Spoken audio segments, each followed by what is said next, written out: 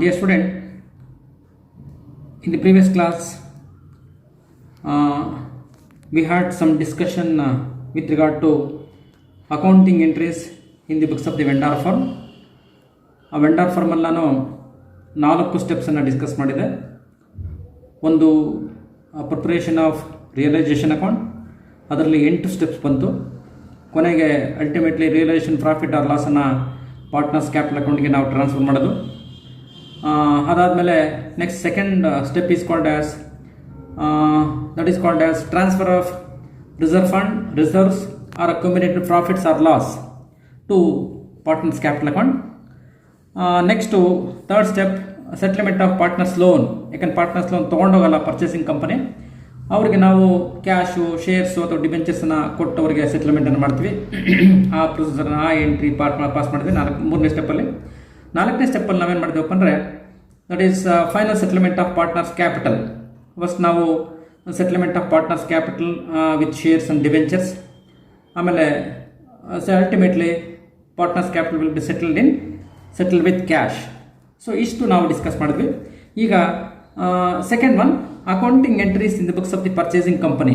Purchasing ಕಂಪನಿಯಲ್ಲಿ ನಾವು ಯಾವ್ಯಾವ ಅಕೌಂಟಿಂಗ್ ಎಂಟ್ರೀಸ್ ಪಾಸ್ ಮಾಡ್ತೀವಿ ಅಂದರೆ ಸಿಂಪಲ್, ಇದು 3 ಸ್ಟೆಪ್ಪನ್ನು ನೋಡ್ಕೊಂಡು ಹೋಗ್ತೀವಿ.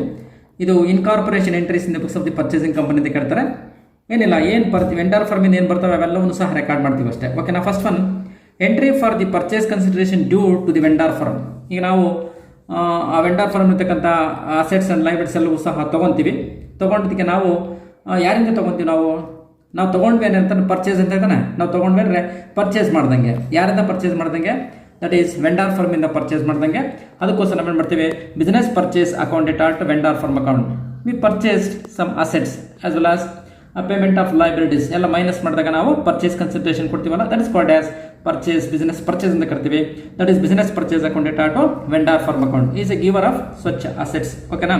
For that matters first entry for the due entry for purchase consideration in the books of the purchasing companies business purchase accounted at vendor firm account ಮಾಡ್ತೀವಿ.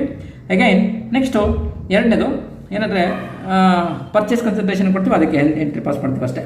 Next entry for recording various assets and liabilities taken over.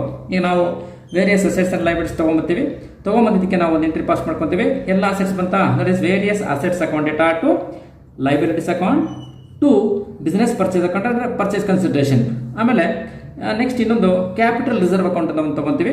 ಇಲ್ಲಿ assets ಮತ್ತು ಲೈಬಿಲಿಟೀಸು business purchase difference ಏನು ಬರುತ್ತೆ?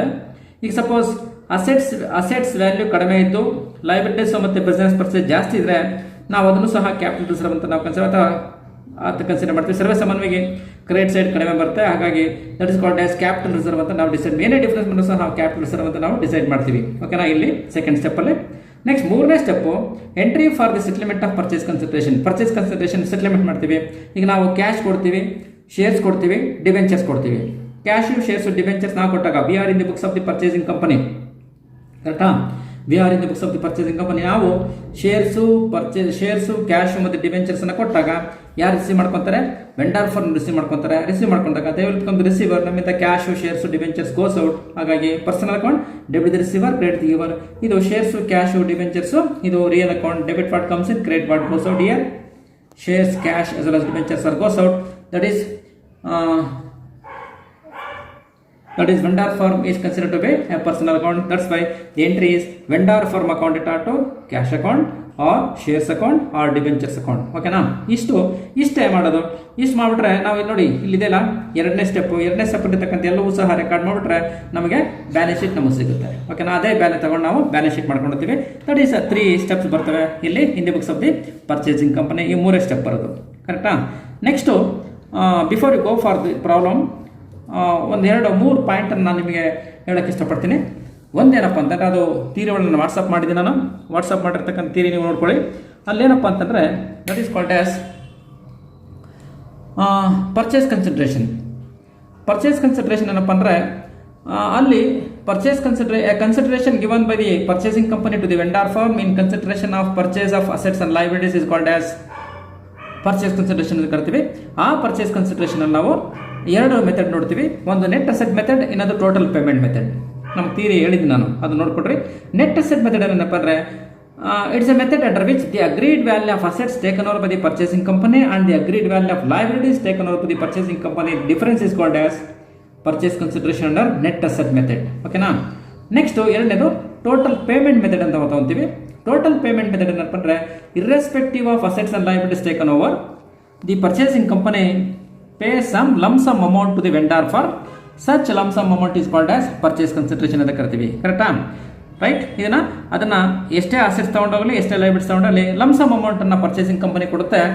ಆ purchasing company ಕೊಡ್ತಕ್ಕಂತಹ lump sum ಅಮೌಂಟ್ಗೆ ನಾವು purchase consideration ಅಂತ ಕರಿತೀವಿ ಅಂಡರ್ ಟೋಟಲ್ ಪೇಮೆಂಟ್ ಮೆಥಡ್. ಇವೆರಡು ಮೆಥಡಲ್ಲಿ ನಾವು ಪರ್ಚೇಸ್ ಕನ್ಸಿಡರೇಷನ್ ಲೆಕ್ಕ ಹಾಕ್ತೀವಿ. ಈ ಪರ್ಚೇಸ್ ಕನ್ಸಿಡರೇಷನ್ ಲೆಕ್ಕ ಹಾಕಿ ಆ ನಂತರ ಏನು ಮಾಡ್ತೀವಪ್ಪ ಅಂದರೆ ಸೆಟ್ಲ್ಮೆಂಟ್ ಮಾಡ್ತಾರೆ ಕ್ಯಾಶು ಮತ್ತು ಶೇರ್ಸ್. ಓಕೆನಾ. ಇದು ಒಂದು ಪಾಯಿಂಟ್. ಎರಡನೇದೇನಪ್ಪ ಅಂತಂದರೆ ಬಹಳ ಪ್ರಮುಖವಾಗಿ ನಾವು ಕೇಳ್ಕೊಬೇಕು. ಒಂದು, ಈಗ ಕ್ಯಾಶ್ ಕೊಡ್ತಾರೆ, ಯಾರೋ ಪರ್ಚೇಸಿಂಗ್ ಕಂಪನಿ ಕ್ಯಾಶ್ ಕೊಡ್ತಾರೆ. ಕ್ಯಾಶ್ ಕೊಟ್ಟಾಗ ಏನಾಗುತ್ತಪ್ಪ ಅಂದರೆ ಕ್ಯಾಶು ಪಾರ್ಟ್ನರ್ಸ್ಗೆ ಅಲ್ಟಿಮೇಟ್ಲಿ ಫೈನಲ್ ಆಗಿ ಕ್ಯಾಶನ್ನು ಅವ್ರಿಗೆ ಎಷ್ಟು ಕ್ಯಾಶ್ ಕೊಡಬೇಕಾ ಕ್ಯಾಶನ್ನು ಕೊಟ್ಬಿಡ್ತೀವಿ. ಎರಡನೇದು ಶೇರ್ಸ್ ಮತ್ತು ಪ್ರಮುಖವಾಗಿ ಶೇರ್ಸ್ ಆ್ಯಂಡ್ ಡಿವೆಂಚರ್ಸು ಏನು ಪರ್ಚೇಸಿಂಗ್ ಕಂಪನಿ ಕೊಡ್ತಾರೆ ಅದನ್ನು ಯಾವ ರೇಷೋ ಪ್ರಕಾರ ಹಂಚ್ಕೊತಾರಪ್ಪ ಅಂತಂತಂದರೆ ಯಾರು partners in the vendor firm ಯಾವ ರೇಷೋ ಪ್ರಕಾರ ಹಂಚ್ತಾರಪ್ಪ ಅಂತಂದರೆ ಪ್ರಾಬ್ಲಮಲ್ಲಿ ಸ್ಪೆಸಿಫಿಕ್ ಆಗಿ ಮೆನ್ಷನ್ ಮಾಡಿದರೆ shares of the purchasing company shared by the partners in the vendor firm in the agreed ratio ಅಂತ ಕೊಟ್ಟಿದ್ರೆ ಯಾವ ರೇಷೋ ಕೊಟ್ಟಿರ್ತಾರೆ ಆ ರೇಷೋ ಪ್ರಕಾರನೇ ಶೇರ್ ಮಾಡ್ತೀವಿ. ಅವರೇನೂ ಕೊಡದೆ ಹೋದರೆ that shares of the purchasing company must be shared by the vendor firm shared by the partners in the vendor firm in their final capital balancing ratio. Theory ಒಳಗಿದೆ ನೆನಪಿಟ್ಕೊಳ್ಳಿ. in their final capital balancing ratio. Final capital balancing ratio ಅಂದ್ರೆ ಏನಪ್ಪ ಅಂತಂದ್ರೆ ಎಲ್ಲ ಆ capital account ತಗೊಂಡಿವಲ್ಲ vendor firm ಅಲ್ಲಿ ಇರ್ತಕ್ಕಂತಹ ಪಾರ್ಟ್ನರ್ಸ್ ಕ್ಯಾಪಿಟಲ್ ಅಕೌಂಟ್ ತಗೊಂಡು ಆ ಪಾರ್ಟ್ನರ್ಸ್ ಕ್ಯಾಪಿಟಲ್ ಅಕೌಂಟ್ ಏನು ಬ್ಯಾಲೆನ್ಸ್ ಇದೆ ಆ ಬ್ಯಾಲೆನ್ಸು ಪ್ಲಸ್ ರಿಸರ್ವ್ಸ್ ಇದ್ರೆ ಅದನ್ನು ಆಡ್ ಮಾಡ್ತೀವಿ. ಅಥವಾ profit and loss account debit side ಇದ್ರೆ ಅಂದರೆ ಅಸೆಟ್ ಸೈಡ್ ಇದ್ರೆ ಅದರ ಲಾಸನ್ನು ಮೈನಸ್ ಮಾಡ್ತೀವಿ. ನಂತರ ಯಾವುದೇ ಅಕ್ಯುಮುಲೇಟೆಡ್ ಪ್ರಾಫಿಟ್ಸ್ ಇದ್ರೆ ಅದು ಸಹ ಪಾರ್ಟ್ನರ್ಸ್ ಕ್ಯಾಪಿಟಲ್ ಅಕೌಂಟ್ಗೆ ಕ್ರಿಯೇಟ್ ಮಾಡಿ ನಂತರ ರಿಯಲೈಸೇಷನ್ ಪ್ರಾಫಿಟ್ ಅಥವಾ ಲಾಸ್ ರಿಯಲೈಸೇಷನ್ ಪ್ರಾಫಿಟ್ ಬಂದರೆ ಅದನ್ನ ಆಡ್ ಮಾಡ್ತೀವಿ, ಲಾಸ್ ಬಂದರೆ ಮೈನಸ್ ಮಾಡ್ತೀವಿ. ಕರೆಕ್ಟಾ? ಇದೆಲ್ಲ ಆದಮೇಲೆ ಫೈನಲ್ ಆಗಿ ಏನು ಬರುತ್ತೋ before we close the partners capital account close ಮಾಡೋದಕ್ಕಿಂತ ಮುಂಚಿತವಾಗಿ, ಯಾಕೆಂದರೆ ಕ್ಲೋಸ್ ಮಾಡೋದು ಯಾವಾಗ ಶೇರ್ಸು ಮತ್ತು ಕ್ಯಾಶ್ ಎಲ್ಲ ಕೊಟ್ಟ ಮೇಲೆ ಕ್ಲೋಸ್ ಮಾಡ್ತೀವಿ. ಕ್ಲೋಸ್ ಮಾಡೋದಕ್ಕೆ ಮುಂಚಿತವಾಗಿ shares of the purchasing company must be shared by the partners in their final capital balancing ratio. ಅಂದರೆ ಈ ಒಂದು ಶೇರ್ಸನ್ನು ಮತ್ತು ಕ್ಯಾಶನ್ನು ಸೆಟ್ಲ್ಮೆಂಟ್ ಮಾಡೋದಕ್ಕಿಂತ ಮುಂಚಿತವಾಗಿ ಪಾರ್ಟ್ನರ್ಸ್ ಕ್ಯಾಪಿಟಲ್ ಏನು ಬರುತ್ತೆ ಹೇಳಿದ್ದೀನಲ್ಲ, ಒಂದು ಅವರ ವೆಂಡರ್ ಫರ್ಮ್ ಇರ್ತಕ್ಕಂತಹ capital balance plus reserve fund ಇದ್ರೆ ಅದನ್ನು ಆಡ್ ಮಾಡಿರ್ತೀವಿ. ನಂತರ profit and loss account credit balance ಇದ್ರೆ ಅದನ್ನು ಆಡ್ ಮಾಡಿರ್ತೀವಿ, ಡೆಬಿಟ್ ಬ್ಯಾಲೆನ್ಸ್ ಇದ್ರೆ ಮೈನಸ್ ಮಾಡಿರ್ತೀವಿ, ಮತ್ತು ರಿಯಲೈಸೇಷನ್ ಪ್ರಾಫಿಟ್ ಏನಿದ್ರೆ ಅದನ್ನು ಆಡ್ ಮಾಡಿರ್ತೀವಿ, ರಿಯಲೈಸೇಷನ್ ಲಾಸ್ ಬಂದರೆ ಮೈನಸ್ ಮಾಡಿರ್ತೀವಿ. ಇದೆಲ್ಲ ಆದಮೇಲೆ ಬರ್ತಕ್ಕಂಥದ್ದೇ ಫೈನಲ್ ಕ್ಯಾಪಿಟಲ್ ಬ್ಯಾಲೆನ್ಸಿಂಗ್ ರೇಷಿಯೋ. ಆ ಕ್ಯಾಪಿಟಲ್ ಬ್ಯಾಲೆನ್ಸಿಂಗ್ ರೇಷಿಯೋದಲ್ಲಿ ನೀವು shares of the purchasing company must be shared by the partners in the vendor firm. ಕರೆಕ್ಟಾ? ಆ ಪಾಯಿಂಟ್ ಜ್ಞಾಪಕ ಇಟ್ಕೊಳ್ಳಿ. ಇನ್ನೊಂದು ಪಾಯಿಂಟು ಏನಪ್ಪ ಅಂತಂದರೆ ಅದನ್ನು ಜ್ಞಾಪಕ ಇಟ್ಕೊಳ್ಳಿ. ಈಗ ಶೇರ್ಸ್ ಬರುತ್ತೆ ಅಥವಾ ಡಿಬೆಂಚರ್ಸ್ ಬರುತ್ತೆ. ಎಲ್ಲಿಂದ ಬರುತ್ತೆ? ಪರ್ಚೇಸಿಂಗ್ ಕಂಪನಿಯಿಂದ ಶೇರ್ಸ್ ಆ್ಯಂಡ್ ಡಿಬೆಂಚರ್ಸ್ ಬರ್ತಾರೆ. ಶೇರ್ಸ್ ಆ್ಯಂಡ್ ಡಿಬೆಂಚರ್ಸನ್ನು ಪಾರ್ಟ್ನರ್ಸು ತೊಗೊಂಡೋದ್ರೆ ನೋ ಪ್ರಾಬ್ಲಮ್, ಅವ್ರ ಅಕೌಂಟ್ಗೆ ನಾವು ಡೆಬಿಟ್ ಮಾಡ್ತೀವಿ. ತೊಗೊಂಡೋಗ್ದೇ ಸೇಲ್ ಮಾಡಿಬಿಟ್ರೆ shares of the purchasing company are sold by the partners in the vendor firm ಇರ್ತಕ್ಕಂಥ ಪಾರ್ಟ್ನರ್ಸ್ ಅದನ್ನು ಸೇಲ್ ಮಾಡಿಬಿಟ್ರೆ ಆಗ ಸೇಲ್ ಮಾಡ್ತಕ್ಕ ನೋಡಿ ಇಲ್ಲಿ ಸೇಲ್ ಮಾಡಿದಾಗ ಸ್ವಲ್ಪ ಜ್ಞಾಪಕ ಇಟ್ಕೊಳ್ಳಿ. ಪ್ರಾಬ್ಲಮ್ ಇದ್ದರೆ ಇಂಪಾರ್ಟೆಂಟ್ ಪಾಯಿಂಟನ್ನು ಜ್ಞಾಪಕ ಇಟ್ಕೊಂಡಿದ್ದೀನಿ, ನಿಮಗೆ ಹೇಳ್ತಿದ್ದೀನಿ. ಒಂದು ಈಗ 20,000 ರೂಪಾಯಿ ಶೇರ್ಸ್ ಬಂತು ಅಂದ್ಕೊಳ್ಳಿ. 20,000 ರೂಪಾಯಿ ಶೇರ್ಸನ್ನು ನಾವು 20,000 ರೂಪಾಯಿಗೆ ಮಾರ್ಬಿಟ್ರೆ ಜ್ಞಾಪಕ ಇದೆಯಾ?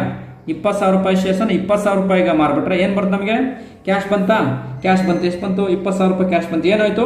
Shares are goes out. ಎರಡು ಸಹ real account real account rules ನಡೆಯುತ್ತೆ. Debit what comes in, credit what goes out. What is comes in? Cash is comes in. What is goes out? Shares are goes out. ಏನು entry pass ಮಾಡ್ತೀರಾ? Cash account data to shares account ಅಂತ entry pass ಮಾಡ್ತೀವಿ. ಕರೆಕ್ಟಾ? ಒಂದು. ಎರಡನೇದು, if the shares are sold by the vendor firm at higher than the book value are higher than the received value. ಈಗ suppose 20,000 ರೂಪಾಯಿ ಶೇರ್ಸನ್ನು receive ಮಾಡ್ಕೊಂಡಿದ್ದೀವಿ, ನಾವು ಅದನ್ನು 22,000 ರೂಪಾಯಿಗೆ ಮಾರ್ಬಿಟ್ರೆ 20,000 ರೂಪಾಯಿ ಶೇರ್ಸ್ ನಾವು 22,000 ರೂಪಾಯಿ ಮಾರ್ಬಿಟ್ರೆ ಏನಾಗುತ್ತೆ? ಈಗ ನಮಗೆ 2,000 ರೂಪಾಯಿ ಪ್ರಾಫಿಟ್ ಬಂತಾ? ದಟ್ ಈಸ್ 2,000 ರೂಪೀಸ್ ಪ್ರಾಫಿಟ್ ಬಂತು. ಆ ಪ್ರಾಫಿಟನ್ನು ನಾವೇನು ಮಾಡ್ಬೇಕು? ನಾವೀಗ ಪ್ರಾಫಿಟ್ ತಾನೆ, that profit must be transfer to realisation account. Realisation account transfer ತಗೋಬೇಕು. ಪ್ರಾಫಿಟ್ ಎಷ್ಟು? ಈಗ ಸಪೋಸ್ 20,000 ರೂಪಾಯಿ ಬೆಲೆ ಬಾಳ್ತಕ್ಕಂಥ ಶೇರ್ಸ್ ನಾವು 22,000 ರೂಪಾಯಿ ಮಾರ್ಬಿಟ್ರೆ ಆಗ ಏನು ಎಂಟ್ರಿ ಪಾಸ್ ಮಾಡ್ತೀರಿ ನೀವು? That entry is called as cash account data. ಎಷ್ಟು ಕ್ಯಾಶ್ ಬಂತು? 22,000 ರೂಪಾಯಿ ಕ್ಯಾಶ್ ಬಂತು. To shares or debentures account to realisation account. Realisation account create ಮಾಡ್ತೀವಿ. ಪ್ರಾಫಿಟ್ 2,000 ರೂಪಾಯಿ. ಅಲ್ಲಿಗೆ cash account data 22,000, example 22,000 to shares or debentures account 20,000 to realisation account 2,000 rupees. ಕರೆಕ್ಟಾ? ಈ 2,000 ರೂಪಾಯಿ ನಾವು ರಿಯಲೈಸೇಷನ್ ಅಕೌಂಟ್ ಕ್ರಿಯೇಟ್ ಮಾಡ್ತೀವಿ ಬೈ ಕ್ಯಾಶ್ ಅಂತ. ಪ್ರಾಫಿಟ್ ಬಂತು ಅಂತ ಅಂದ್ಬಿಟ್ಟು. ಕರೆಕ್ಟಾ? ಯಾವಾಗ? If the shares and debentures of the purchasing company are sold by the vendor firm at more than the received value. Receive ಮಾಡಿರ್ತಕ್ಕಂಥ ವ್ಯಾಲ್ಯೂಗಿಂತ ಜಾಸ್ತಿ ನಾವು ಮಾಡಿದಾಗ ಪ್ರಾಫಿಟ್ ಮಾಡ್ತೀವಿ. ನಾನು ಹೇಳಿದ ಎಕ್ಸಾಂಪಲ್ ಇಲ್ಲ, 20,000 ರೂಪಾಯಿ ಬೆಲೆ ಬಾಳ್ತಕ್ಕಂಥ ಶೇರ್ಸ್ ನಾವು 22,000 ರೂಪಾಯಿ ಮಾಡಿದ್ರೆ 2,000 ರೂಪಾಯಿ ಪ್ರಾಫಿಟ್ ಬರುತ್ತೆ. ಆ ಪ್ರಾಫಿಟನ್ನು ನಾವು credit to realisation account create ಮಾಡ್ತೀವಿ. ಅದು journal entry cash account data. ನಾನು ಎಕ್ಸಾಂಪಲ್ ತೊಗೊಂಡಿದ್ದೀನಿ, ಅದು cash account data 22,000 to shares or debentures account 20,000 to realisation account 5,000 rupees. ಕರೆಕ್ಟಾ? ಈ ಎಂಟ್ರಿ ಪಾಸ್ ಮಾಡ್ತೀವಿ. ಆ ಒಂದು ಅಮೌಂಟನ್ನು ನಾವು ರಿಯಲೈಸೇಷನ್ ಅಕೌಂಟ್ ಕ್ರಿಯೇಟ್ ಮಾಡ್ತೀವಿ. ಕರೆಕ್ಟಾ? ಓಕೆ, ಕ್ಯಾಶ್ ಅಕೌಂಟ್ಗೆ ನಾವೇನು ಕ್ಯಾಶ್ ಬರ್ತೋ ಕ್ಯಾಶ್ ಬಂದು ನಾವು ಕ್ರಿಯೇಟ್ ಮಾಡ್ತೀವಿ. ಅಲ್ಲಿ ರಿಯಲೈಸೇಷನ್ ಅಕೌಂಟ್ಗೂ ಸಹ ಕ್ರಿಯೇಟ್ ಮಾಡ್ತೀವಿ. ಪ್ರಾಫಿಟ್ ಬಂದರೆ 2,000 ರೂಪಾಯಿನ. ಕರೆಕ್ಟಾ? ನೆಕ್ಸ್ಟು ಅದೇ ಮೂರನೇದು ಇನ್ನೊಂದು point. If the shares and debentures are sold by the vendor firm at less than the received value. Receive ಮಾಡಿರ್ತಕ್ಕಂತಹ ವ್ಯಾಲ್ಯೂಗಿಂತ ಕಡಿಮೆ ವ್ಯಾಲ್ಯೂಗೆ ನಾವು ಸೇಲ್ ಮಾಡಿದ್ರೆ, ಈಗ ಎಕ್ಸಾಂಪಲ್ ತೊಗೊಂಡು 20,000 ರೂಪಾಯಿ ಶೇರ್ಸನ್ನು ನಾವು 18,000 ರೂಪಾಯಿಗೆ ಮಾರಿದ್ವಿ ಅಂದ್ಕೊಳ್ಳಿ. ಕರೆಕ್ಟಾ? ಆಗೇನಾಯಿತು? 18,000 ಮಾರಿದಾಗ ಏನಾಗುತ್ತೆ? 2,000 ರೂಪೀಸ್ ನಮಗೆ ಲಾಸ್ ಬರುತ್ತೆ. ಆ ಲಾಸ್ ಏನು ಮಾಡ್ತೀವಿ? That loss must also debited to realisation account. ಕರೆಕ್ಟಾ? ಈಗೇನು ಎಂಟ್ರಿ ಪಾಸ್ ಮಾಡ್ತೀರಾ ನೋಡಿ. ಅಲ್ಲಿ ಪ್ರಾಫಿಟ್ ಮಾಡಿದಾಗ ಏನು ಎಂಟ್ರಿ ಪಾಸ್ ಮಾಡಿದಿರಿ? Cash account data 22,000 to shares or debentures account 20,000 to realisation account 2,000 ಮಾಡಿದಿರಿ. ಇಲ್ಲಿ if the shares are sold by the vendor firm at less than the received value.